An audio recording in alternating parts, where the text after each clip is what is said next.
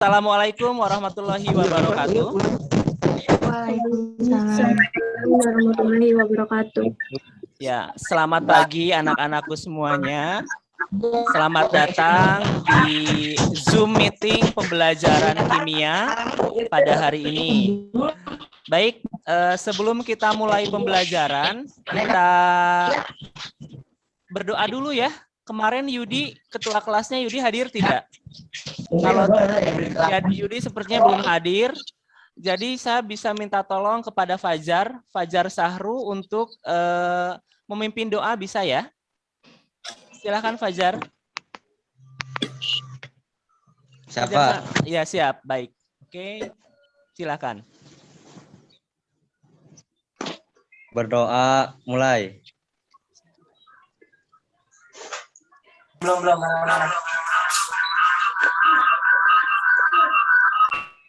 Berdoa selesai.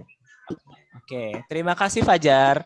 Oke, baik, kita mulai pembelajaran kita hari ini. Kita lanjutkan pembelajarannya. Oke. Baik, kalian sudah bisa melihat tayangan materi saya? Sudah. Ada ya, perubahan materi ya? Oke. Iya. Ya, sip. Oke. Baik, jadi hari ini kita akan belajar tentang perubahan materi. Oke.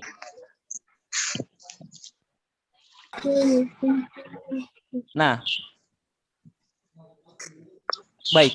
Di materi ini, kompetensi dasar yang akan kita pelajari yaitu menganalisis perubahan materi dan pemisahan campuran dengan berbagai cara. Kemudian melakukan pemisahan campuran melalui praktikum berdasarkan sifat-sifat fisika dan sifat kimianya. Nah, jadi diharapkan nanti kalian setelah mempelajari materi ini bisa menganalisis konsep materi, mengkarakteristik sifat materi, kemudian mengkarakteristik perubahan materi, mengelompokkan materi, menganalisis pemisahan campuran, merancang sistem pemisahan campuran, kemudian secara praktikumnya bisa menyelesaikan masalah terkait materi dan perubahannya, juga bisa mendemonstrasikan pemisahan campuran. Ini kompetensi dasar yang kita harapkan kalian bisa kuasai setelah mempelajari materi yang ini. Oke, next. Nah, perubahan materi. Tapi sebelum kita bahas apa itu perubahan materi, mungkin kalian pernah mendengar apa itu materi gitu ya. Nah, secara bahasa atau secara kata mungkin kita bisa membedakannya seperti ini. Ada benda, ada materi. Nah, benda di dalam bahasa Inggris itu disebutnya thing.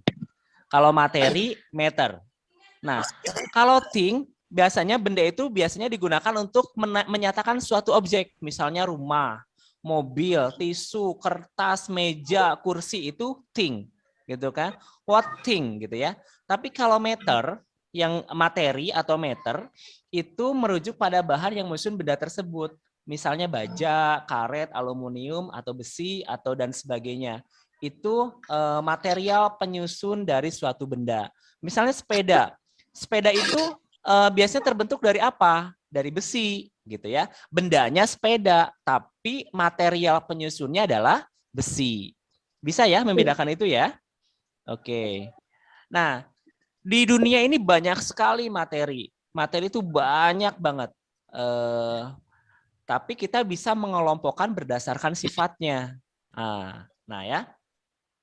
Nah, pengelompokan materi berdasarkan sifatnya ada dua. Ada sifat fisika dan ada sifat kimia. Nah, sifat fisika itu yang seperti apa? Sifat fisika menyatakan sifat fisis materi. Jadi dilihat berdasarkan fisiknya. Fisik itu apa sih? Fisik itu yang terlihat dan teraba gitu atau tercium. Nah, misalnya kita lihat Arini gitu ya. Arini sifat fisiknya seperti apa? Misalnya rambutnya panjang, giginya putih, hidungnya mancung. Nah, itu kan sifat fisik terlihat. Atau Fajar, matanya tegas gitu kan, seperti itu. Atau itu sifat fisik. Itu sifat fisik yang terlihat dari suatu benda. Atau batu keras gitu ya. Warnanya hitam misalnya. bentuknya padat, wujudnya padat, nah itu sifat fisik.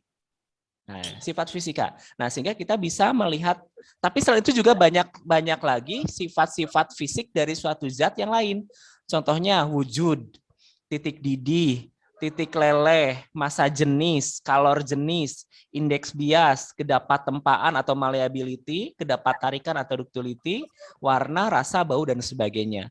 Pokoknya sifat-sifat yang menggambarkan secara fisik itu disebut sebagai sifat fisika. Jelas ya? Nah, kemudian sifat kimia. Apa sifat kimia? Ya, materi selain memiliki sifat fisik juga memiliki sifat kimia. Nah, sifat kimia ini menyangkut perubahan suatu materi menjadi materi lain.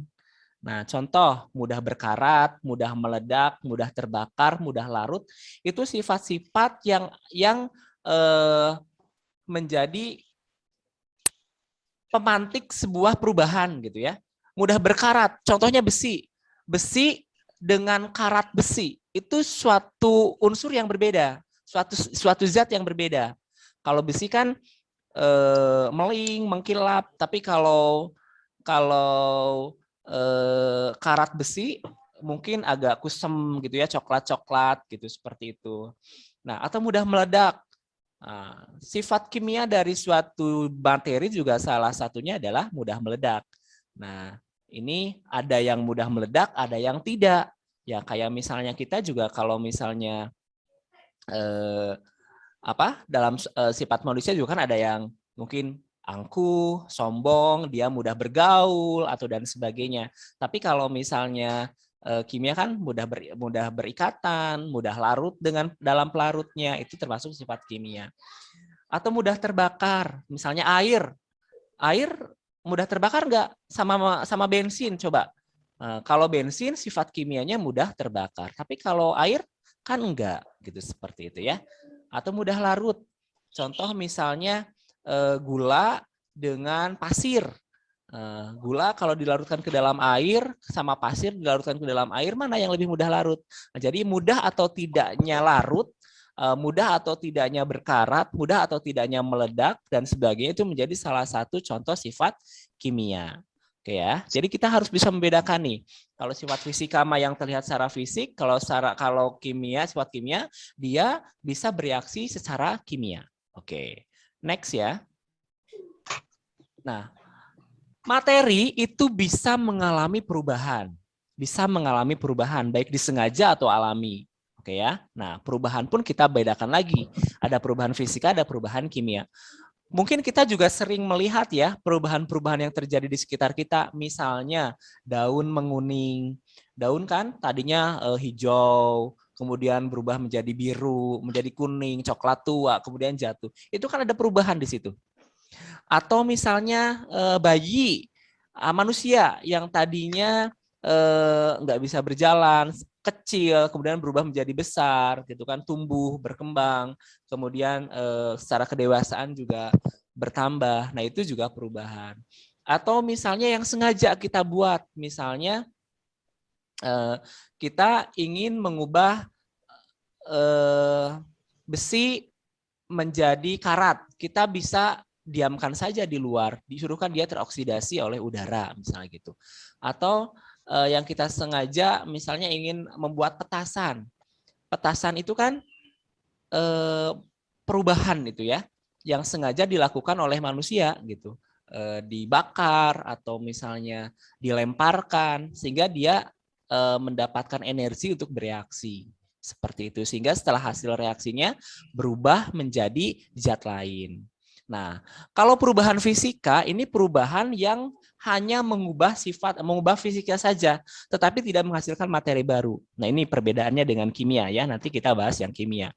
Perubahan fisika ini perubahan yang hanya mengubah sifat fisika, mengubah fisiknya saja dari suatu materi, tapi tidak menghasilkan materi baru. Contohnya apa? Di situ ada contoh es mencair, ya. Mungkin kalian pernah melihat es gitu ya, kemudian mencair. Es mencair secara struktur tetap sama, air gitu. Cuma wujudnya aja yang berubah. Kalau dia menjadi air, dia berwujud cair, yaitu sama dia berwujud padat juga sama, tetap strukturnya tetap air, H2O gitu ya. Atau ketika dia menguap menjadi gas gitu, tetap aja air.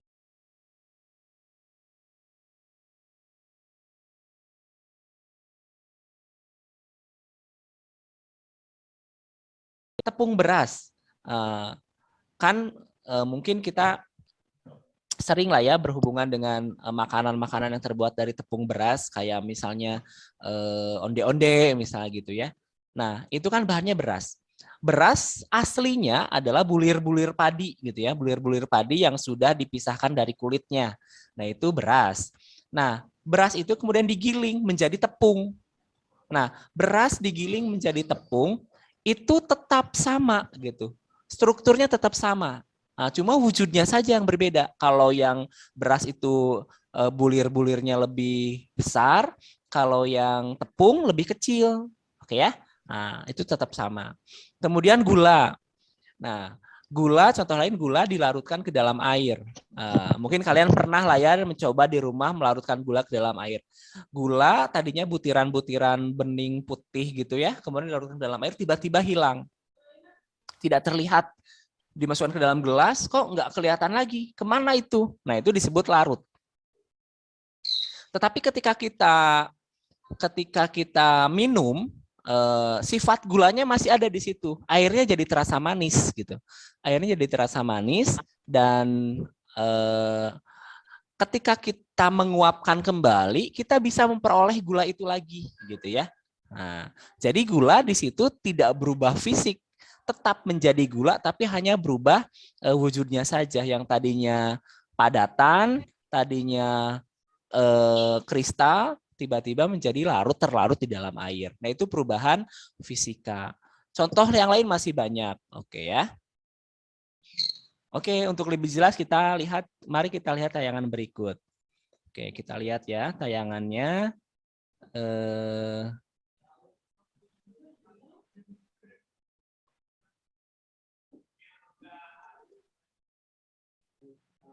Ada ya videonya. Nah, ini contoh kalau kita melarutkan gula ke dalam air.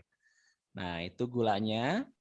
Itu Aquades itu air yang sudah destilasi, sama seperti air di rumah kita sebetulnya, cuma didestilasi aja gitu. Didestilasi. Ini air. Jadi kalau kita melarutkan pakai air di rumah juga sama aja. Nah, kita ambil gulanya 1 sendok, kemudian masukkan ke dalam air. Nah, kemudian kita aduk-aduk, aduk-aduk dengan batang pengaduk atau pakai sendok kalau di rumah.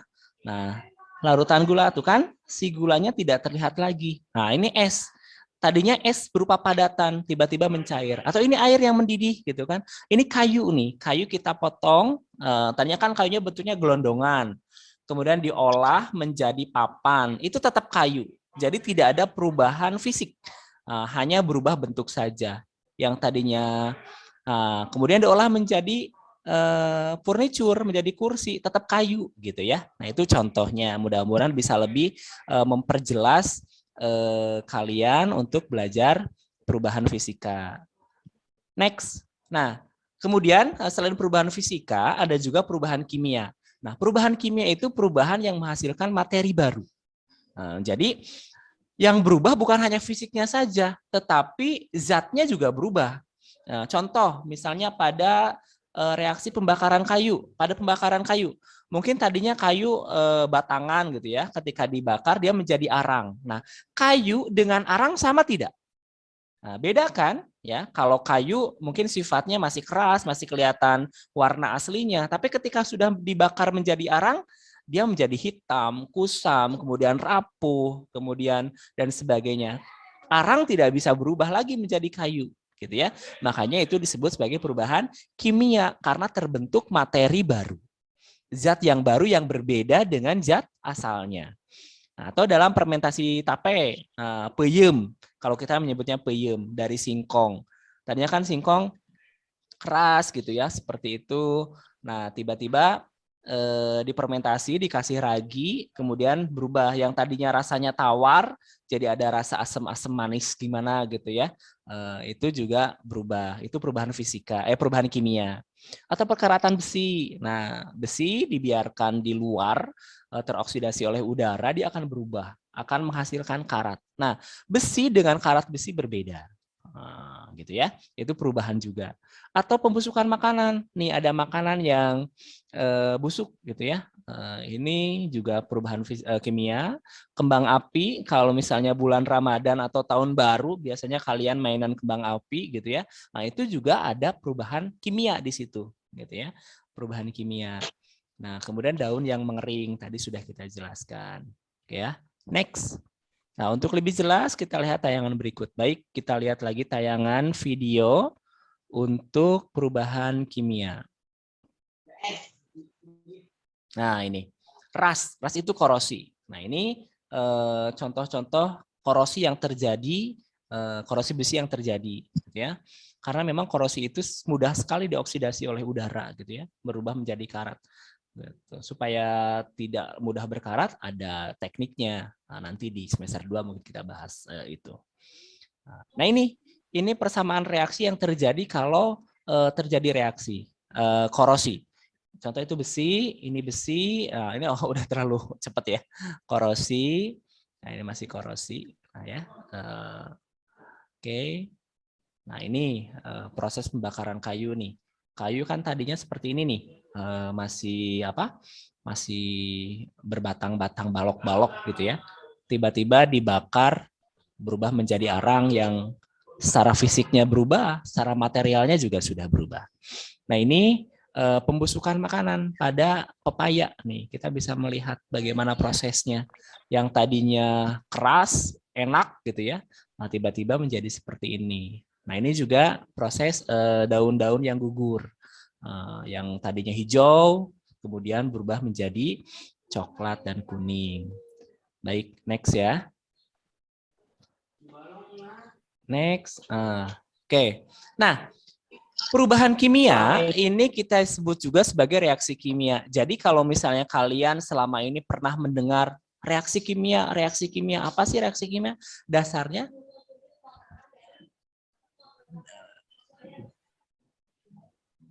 Dasarnya adalah dari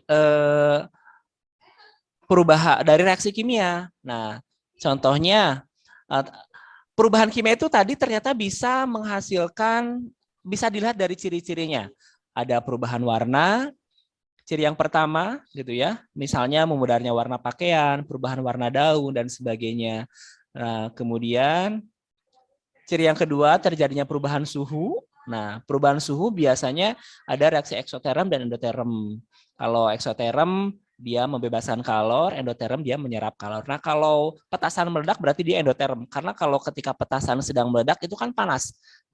Makanya banyak sekali kalau teledor dan kurang hati-hati bisa menimbulkan kecelakaan. Nah, itu karena dia memang menghasilkan panas juga, reaksinya eksoterm. Naik kemudian pembentukan endapan. Nah, ini beberapa reaksi kimia menghasilkan endapan, misalnya pada larutan natrium nitrat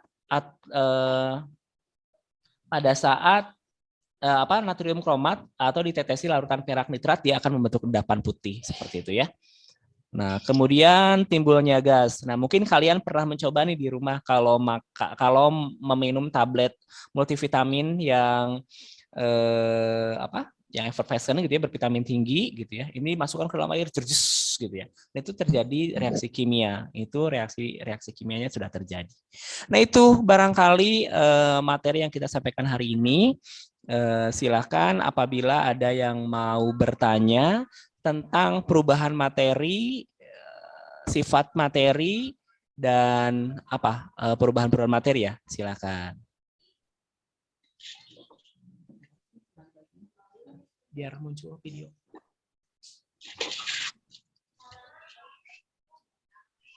Oh iya. Gimana tadi tayangannya sudah bisa dilihat ya?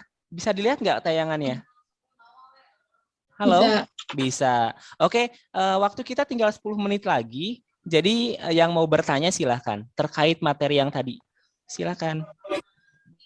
Kalau ada yang mau bertanya. Atau saya tanya deh. Atau saya yang nanya. Sebetulnya kalau perubahan materi itu bisa dibedakan menjadi apa saja? Ayo siapa? Acungkan tangannya boleh. Perubahan materi bisa dibedakan menjadi apa saja? Ada perubahan. Ada perubahan kimia dan perubahan fisika. Perubahan Oke. Kalau perubahan fisika yang seperti apa? Yang tidak menghasilkan zat materi baru. Kalau perubahan kimia seperti apa? Yang menghasilkan materi baru. dan perubahan materi baru. Betul. Nah, contoh perubahan fisika apa? Contohnya?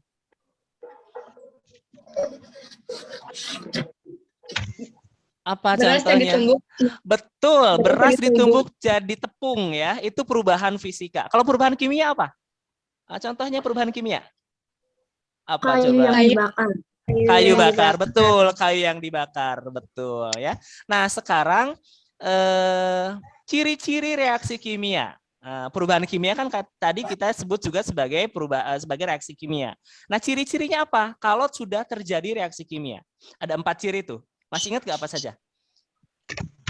Apa saja? Reaksi kimia dapat menimbulkan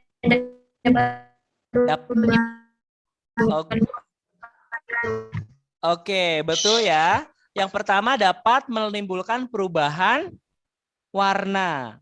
warna. Contohnya pada daun yang menguning. Nah, kemudian ciri yang kedua apa? Ciri yang kedua selain perubahan warna?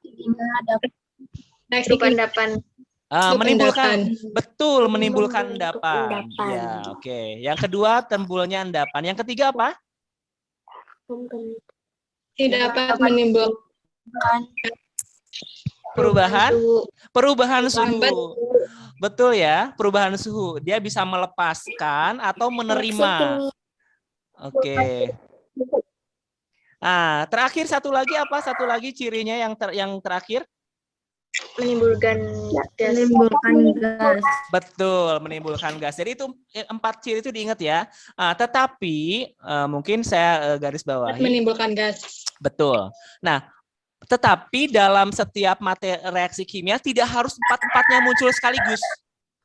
Tidak harus 4-4-nya muncul sekaligus. Oke ya. Jadi boleh hanya perubahan warna saja, timbulnya gas saja, atau muncul endapan saja, perubahan suhu saja, itu boleh. Itu menjadi salah satu indikator terjadinya reaksi kimia. Jadi nggak harus semuanya muncul.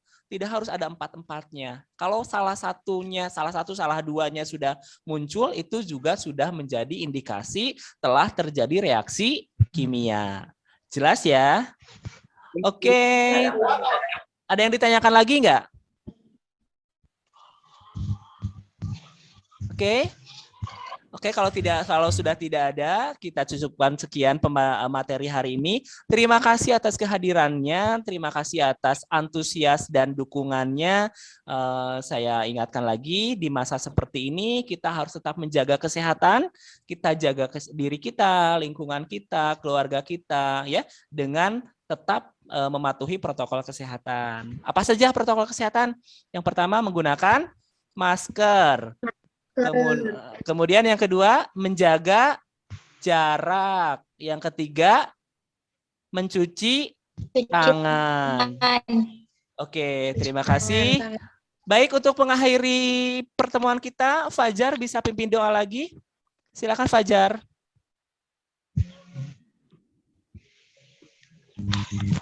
Berdoa mulai.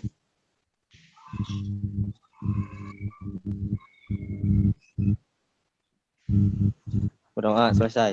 Terima kasih Fajar, terima kasih semuanya. Kita berjumpa lagi pada pertemuan berikutnya. Assalamualaikum warahmatullahi wabarakatuh. Waalaikumsalam warahmatullahi wabarakatuh.